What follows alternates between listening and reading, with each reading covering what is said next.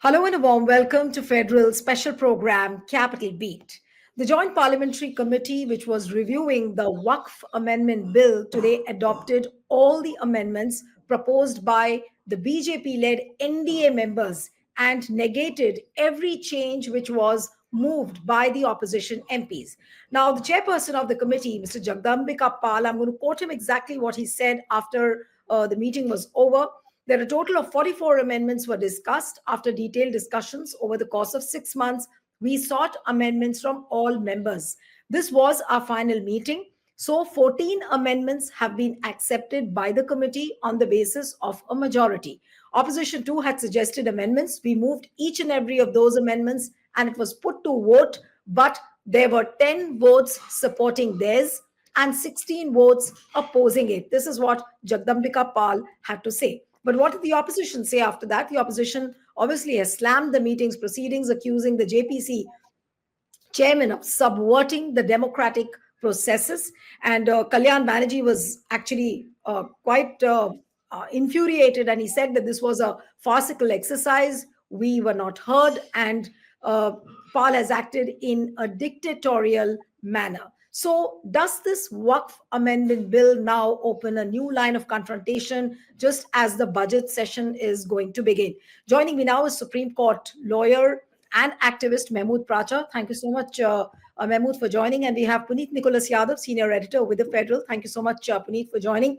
And let me begin with Puneet because he's followed the proceedings very closely as to what really transpired in this final meeting of the JPC on the Waqf Amendment Bill. Puneet, what exactly happened and why were the opposition votes completely shot down? Was it just a play of numbers or something else? Well, what happened is what Mr. Jagdambika Pal has said, that he's calling it a very democratic process through which the changes that were suggested by the NDA members have been adopted. Those suggested by the opposition have been negated. He said this is democratic because the NDA has the majority. So I don't know whether he meant to actually say majoritarian, but I mean, that's what he said. Now, of course, over the last several meetings of the JPC, we've seen a lot of acrimony between the opposition and the MPs of representing the NDA, as well as on more than one occasion altercations between the members and even the chairman and the opposition members. In one such meeting, Mr. Kalyan Banerjee apparently threw a bottle which broke. He bruised his own hand. Another meeting, there was a lot of altercation. Even the last meeting, the one before today, 10 of the opposition's MPs were suspended from the day's proceedings, the day's discussions of the JPC.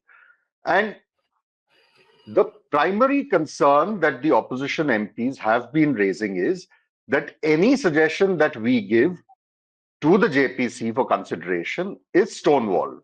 And the chairman has been running the entire operation, the entire consultation process, very dictatorially in a manner that suits the government. So my point, I mean, Neelu, is, see, it's not surprising that the amendments moved by the ruling side have been accepted or those moved by the opposition have been negated. That is bound to happen in a JPC because the composition of JPC is always, in favor of the ruling side. So they will always have larger numbers.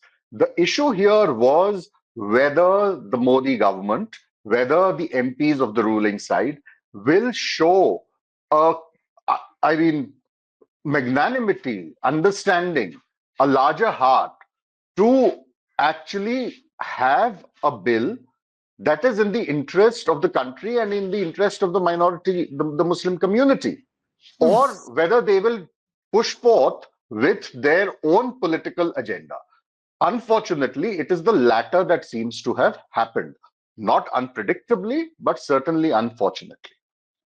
One quick question to you, Puneet, and then I'll go to Mahmood. That the government, the very fact that they are rushing in with this bill just before the budget session, are they trying to influence the Delhi elections through this Waqf Amendment bill? I wouldn't say the Delhi elections per se, but certainly, I mean, this is yet another ploy, at least to my mind, of bringing in another issue that is divisive, that is polarizing. Uh, and see, whatever happens with the Waqf bill, whenever it's presented in Parliament, uh, we don't know whether it's going to be passed before the 5th of February because when Parliament meets, the priority would be the presentation of the budget, and then you've got a weekend, so Saturday, Sunday it's not on, and subsequently there will be more budget focused discussions. So I don't think the Waqf bill per se will be taken up before Delhi actually votes. Of course, there'll be a lot of narrative building around it, but the impact of, or the consequences, the implications of the Waqf bill go far beyond just a small assembly election of Delhi. They impact the entire country. Bihar that goes to elections later this year will see an impact.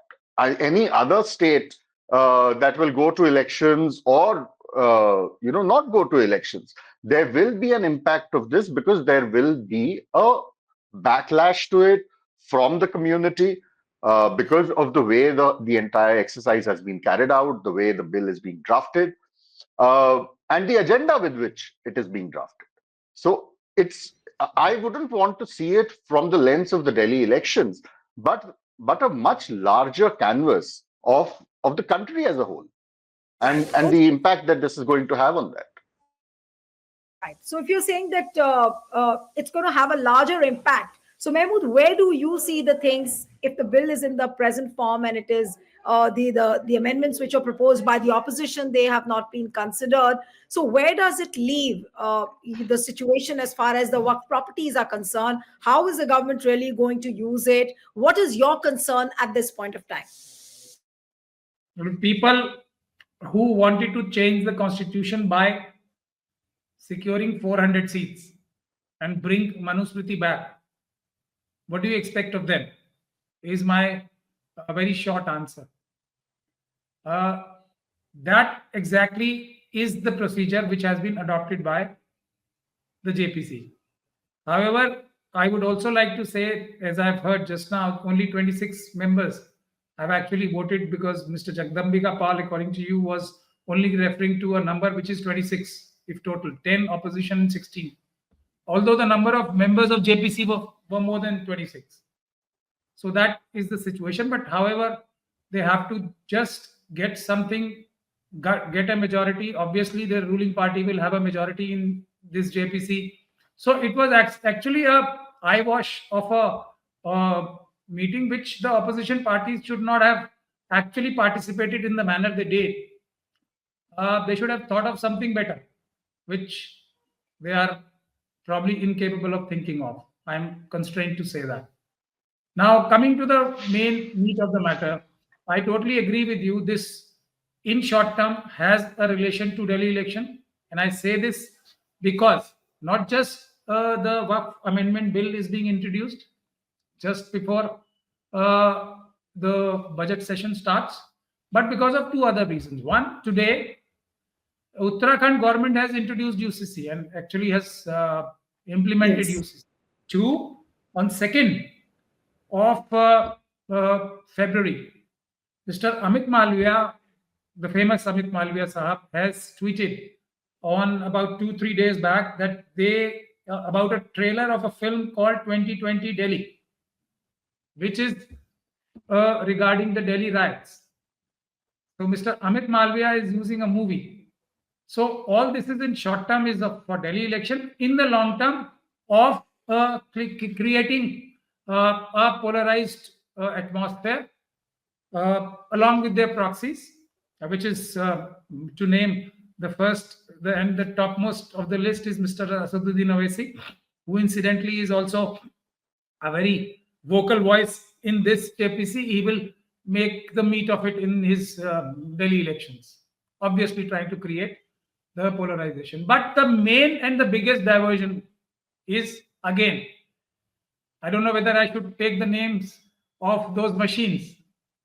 These are the excuses they want to create to subdue the movement which is gaining grounds against the use of voting machines, and to subdue our movement against the use of ballot paper. Oh, but Mahmood, I want to know from you that where does it battle for EVM is a different story, and I would not want to. Of course, you can attribute that reason, but since the focus is more on the Waqf Amendment Bill, where does it leave the Muslims and the Muslim properties if this bill is presented in the current form, whatever amendments have been now made? What do you think are the challenges now before the Waqf properties? Like, for say, for example, I'm just using one clause of it where a lot of powers will be given to the DM, and they can convert the land into a government land, and they will try and confiscate a lot of properties. What do you worry as to what's going to happen now once the bill is passed? Maybe in some weeks from now, maybe the bill is passed or it's not passed, we don't know. But what is your concern? Being a Muslim, being a lawyer, what do you worry at this point of time? Being an Ambedkarite, my concerns are the following. First and foremost, once again, is all these are diversions which are being created to hide their votes, which they procure by fraud. People are not voting for them. Now, this is a phenomena which is common to the country, and especially to the weaker sections of the country. This is usurpation of the country's resources by Adanis, Ambanis, and Yusuf Lulus of Narendra Modi Sahab. This is one more. It is well known that Waqf is having one of the largest, if not the largest, the land banks of the country. So everything looted, more fertile grounds have to be looked for. This is in nutshell. PESA Act, you all know, was against the tribals. Although ostensibly it was projected as something to protect the tribal land, it's actually functioning in the opposite direction, with Mr. Adani usurping the Hastev and rest of the forest lands. But as the government says, Mahmood, that no, they will try and regulate the property, the Waqf properties. They will try and tackle the corruption which is happening in the Waqf on the Waqf land. Do you think I was coming to that today.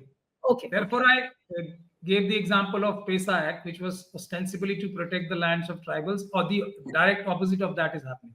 Now, this Waqf has been very, very attractively titled, Umeed. This is what Mr. Modi is expert in. That's the only thing. Propaganda, false propaganda, false propaganda, false propaganda. Now, this is titled as Unified Waqf Management, Empowerment, Efficiency and Development. Now, by reducing the magnitude of punishment, will you enhance, promote corruption, or reduce corruption? That's in nutshell. I would like to say, I have also tweeted 16 points, which are my proposals. Any person who is interested in Umeed, any person who is interested in Waqf management, empowerment, efficiency, and development will follow these 16 points, which are there on my Twitter, and I have sent a link to you also. They say that we need these proposals are asking for enhanced punishments up to life for usurpation of Waqf lands. These proposals are that you have videography of all the proceedings which the Waqf board undertakes. These are proposals that there would be election of the Waqf board members by the Muslim community, who will not want to use them. Only a person who is only interested in corruption. Who will want a junior officer who is already overburdened, divisional, considering that he will not work under the pressure of government, instead of one of the senior government officials at a secretary level being the Waqf commissioner, who would want to hand this job over locally to the district collector and district magistrate, who will obviously have a conflict of interest because he represents the government in the land revenue business, who will want to do all this? Who would want to create a mischief of wanting to have a member of a non-Muslim family? This is a direct attack on the Constitution of India, and that too, Part 3, fundamental rights. And more is coming for everyone else, and that's the basic point. Okay, so you were saying that it's a clear violation of the Constitution. Now, the next question, Puneet, I'll come to you is that since the budget session is starting, will this open a new front of confrontation? Can we see some kind of a deadlock over it? What do you really expect once the bill is tabled and the JPC report is tabled? What happens during the budget session? What can we expect? Well, of course, it will open a new confrontation, and I would add it should open a new confrontation. Just because you have a majority and you've got a JPC chairman who will do your bidding, does not mean that you'll ride roughshod over everything that the Constitution empowers the country's people, including the minorities. So, I mean, if you go through, see, of course, I'll put in the rider that we do not know what is the final shape that the Waqf Bill is taking, because as of now, we've not had any briefing of what the amendments, the suggestions that were made to the original draft law, to what extent have those been changed? What are the additions? What are the deletions? We've not had any briefing from the government, from the JPC chairman.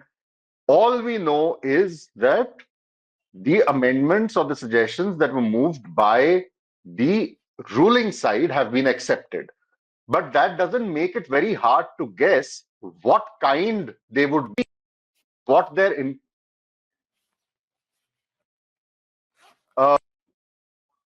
thing is. I would go to the extent of saying that perhaps among all the JPCs that we've had and we have at the moment, this was the one JPC that I would say was the most consequential JPC for, in the current context in India. Because we've seen what's happened to the, to the country's secular fabric, to its syncretism. We've seen what is happening every single day with places of worship. This was the one bill where the government and the opposition should have shown maturity, should have shown a commitment to the values of the Constitution, which unfortunately I don't think has happened. And if it opens up a confrontation, there are valid grounds for it. If it leads to another washout of Parliament, I would not say that, it's a wasted session. It's important that objections to a bill which is flawed in its very basics are made, whether you make them inside Parliament or outside Parliament. But it needs to be challenged. Right. So you're saying it needs to be challenged, but we can expect this session to be washed out completely because of the confrontation which could emerge. I'm not saying that it will be washed out, but I'm saying that there will certainly be a logjam on this. Right. Okay, so if there is a logjam in the Parliament and obviously the basic structure of the bill is flawed, what do you think is going to be the larger impact, Mahmood, according to you? You said that it's a clear violation of the Constitution, but what else apart from that? What kind of an impact will it have on the Muslim community? We have elections coming up in Bihar as well. How do you think that the government is really going to use this bill? I mean, the effect on Muslim community with this would be devastating. I mean, everything, the flicker of hope of standing on their own feet with their own resources will be more or less extinguished. And that's the idea of the government. I mean, I'm choosing my words very carefully. Standing on their own feet by their own resources, without any help, I would add this, from the Consolidated Fund of India or the government of India's resources, would be all but extinguished. So that's the impact on Muslims. Having said that, I will now also try to pinpoint certain benefits which will accruing, which are not quite visible. Is with this logjam, with the attention gone on Muslims once again, budget session will pass without a meaningful debate. That's the idea. You've seen how opposition member of parliaments are actually assaulted and FIRs are registered against them. The basic point I'm trying to make is the opposition does not have a strategy.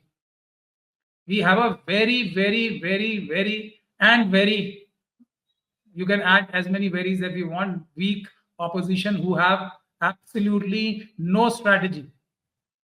And I am also reminded of a, a gentleman or a person, I would say, whose title reads as following: Honorable Mr. Justice.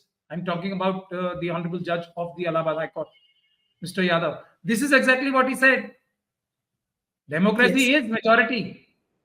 Forgetting very, very conveniently that every law Parliament has to make has to be within the four corners of the Constitution of India. And let me give you another legal point, since I happen to be a lawyer who's trying to be a lawyer these days and trying to be a student of law. The purpose of taking objections by JPC is not to have a vote. My God, this is what the chairman is having the understanding of taking objections. Taking of objection in any proceeding, uh, much less, of course, the JPC proceeding, is to distinguish and give a better argument for negating every argument which is given against every point of the proposed bill. That they will not do. They will say 1610. That's their argument, not logic, which I am giving, which my 16 points are giving. I mean, that is their understanding. That's why I took the name of Honorable Mr. Justice Yadav. And he's sitting there. He's saying, I was right. That's where the fault lies, and that's where I am constrained to say we have a very weak opposition who think that what is the point of even raising a debate in the parliament? Zilch, zero. Courtesy Mr. Yadav, who's clearly explained the policy, which is understood by the present dispensation, and he did that going to a VHP's function. So you have to have a strategy which, according to Lohia Saab, has to be on the streets. Forget every other institution, including the parliament, because you don't have the numbers. You let go of the numbers because of your own faults. I will not go into paper ballot business once again. So therefore, this is all eyewash, and not by the ruling party, but by the opposition. We have a very, very weak opposition. Manifest of that is this JPC. Right, absolutely. In fact, Kalyan Banerjee also said so, that it's a farcical exercise. But where does it, and that's my last question to you, Puneet, that where does it leave as far as parliamentary democracy is concerned, or where does it end up? Because JPC used to be like, if there is some bill, it has not been passed, there's some more consultation to happen. It either goes to the select committee or the JPC. And if consultations are not happening and deliberations are not happening properly, accommodating the views of the opposition, then what is the meaning of JPC then? Does JPC almost becomes defunct then? I mean, it's operational just for the namesake. I think Pracha wants to say something. Yes, Mahmood. Not accommodating, Nilu. I'll just want to correct you as coming from a legal background. Not accommodating. Either overruling by logic, constitutional logic, or accepting them. These are the two options. There is no third. There is no accommodation. Right. That's the exact point of debates in parliament. That's the exact point of having a JPC proceeding. Not accommodating. What is accommodation? Everything has to be according to, if somebody is saying from the opposition, according to law and constitution, that has to be taken as an amendment. That's a must. Otherwise, this exercise in parliament is absolute waste of time. We are not going to see movies there, no? We don't. No, so which means that JPC, Puneet, is again an exercise of my way or the highway. The way Jagdambika Pal issued almost like a three-line statement saying that, okay, we've passed all the amendments. So my question to you was on parliamentary democracy. It's an important instrument. JPC is an important instrument of the parliamentary democracy. Or where does it leave the situation as far as this JPC is concerned? Well, I think, you're seeing a certain shift in the way the Modi government wants parliament to function. Over the last 10 years of its rule, you saw the government hardly referring any bill for any consultations, whether by a standing committee or a select committee or a JPC. None of that happened. And they got lambasted for it at various fora. What they've done now is perhaps worse. We've seen ever since, the government was sworn in again, and I think a lot of people kind of jumped the gun and felt that because the BJP is now down to 240, they're trying to mend their ways, and they've got some newfound respect for parliamentary democracy, parliamentary conventions, rules, and all of that. And the reason why a lot of people, made those comments was because the first two sessions of parliament, you saw the government showing a kind of unheard of willingness on its part to refer bills to standing committees, to refer bills to JPCs. This is the second JPC. You have another JPC on One Nation, One Election that is going on. So, and like in the case of the Waqf Bill, it was introduced, and within 10 minutes, the law minister immediately, got up and said, yeah, we are referring it to JPC. We have no problem. We want wider consultations. The end result, what is the end result? You still have the same law, while keeping up the pretense that everything's been done democratically, as the JPC chairman said, that we've followed democratic principles and we've gone by the majority. Both things can't go together. You look at this bill, just read the bill. It is ultra-vires of the Constitution. You see, I mean, basic rights, basic fundamental rights that the Constitution gives the Indian citizens. The right to practice your faith the way you want to practice it. The right to open your educational institutions, other institutions. What does this law do to it? I mean, even with Waqf boards and tribunals, you want non-Muslims to be part of that. That was one of the objections. It was, to my mind, a very valid objection. I mean, tomorrow, if somebody turns around and says that the Ayodhya Trust should have a Muslim nominee on it, me. I would offer myself. Me. Yeah, but and you can imagine the kind of backlash that will come from the government. But when it comes to a Waqf board, when it comes to anything determining the Muslims, you don't have any qualms in opening that sector up. True. In the name of secularism. I mean, that's the worst of it. So, I mean, I think I would say that, unfortunately, it's quite a farce, the JPC, the entire exercise. If what the opposition is saying is right, that, it's more or less the same bill, barring some cosmetic changes. And I don't think at this point in time, we are realizing the implications, the adverse implications that that a bill of this nature will have for the country. And mind you, the government certainly is realizing it, which is why it's happening. The rest of the country, perhaps, the liberals that we keep talking of, the intellectuals, public intellectuals, will perhaps take a little longer, as they normally do, to catch up with what this is going to wreak in the country.